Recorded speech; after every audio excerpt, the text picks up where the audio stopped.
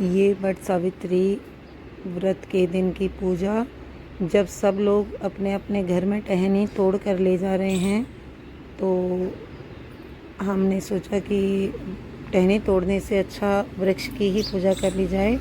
और चली गई मैं, देखा वहाँ पर कोई भी नहीं था, मैं अकेले ही पूजा करने लगी।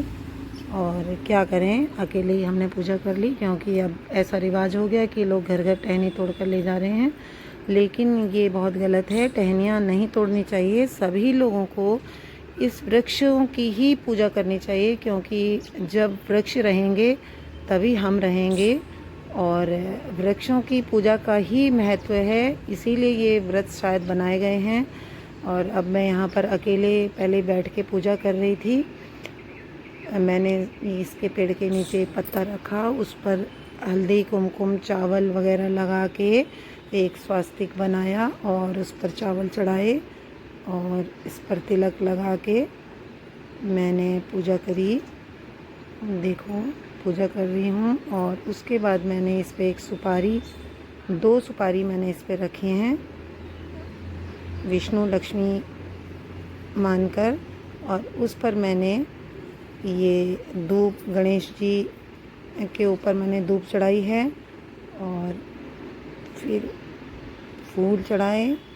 और वस्त्र के नाम पर मैंने कलावा तोड़कर कलावा ही वस्त्रम समर्पणामि कर दिया। उसके बाद हमारी सहेली आ गई और फिर हम दोनों लोग मिलकर पूजा करने लगे। इन्होंने जल चढ़ाया और उसके बाद हम अपना धागा, इस पे जो 7 बार कच्चा सूत लपेटते हैं, वो हमने देखो लपेटा है।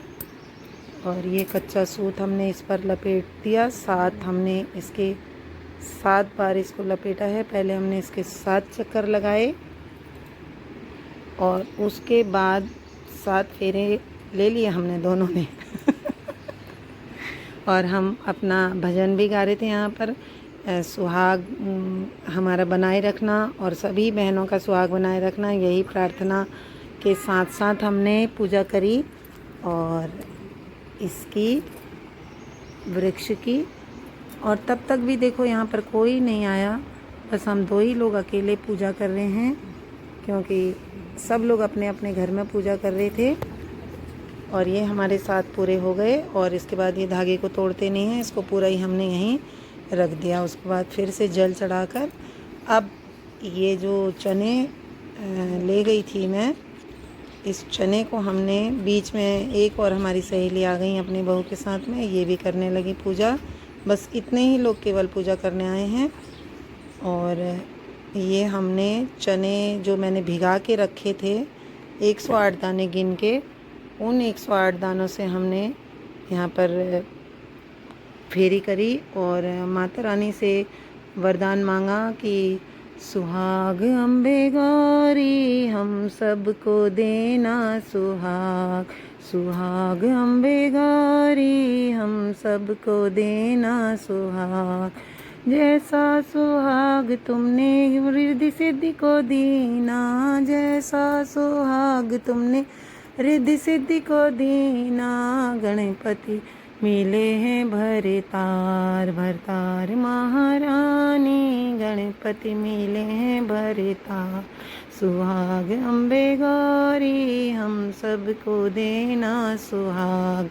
और अब एक और हमारी सहेली आ गई हैं। और फिर उसके बाद इन्होंने भी यहाँ पर थोड़ा सा पूजा करी। उसके बाद इन्होंने भी एक भजन सुनाया था यहाँ पर। वो भजन था,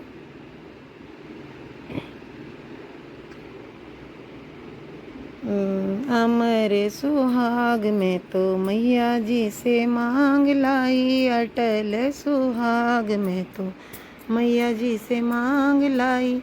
चूड़ी भी मांग लाई, बिंदिया भी मांग लाई, चूड़ी भी मांग लाई, कंगना भी मांग लाई। हाथ की मेहंदी में तो मैया जी से मांग लाई, मांग का सिंदूर में तो मैया जी से मांग लाई।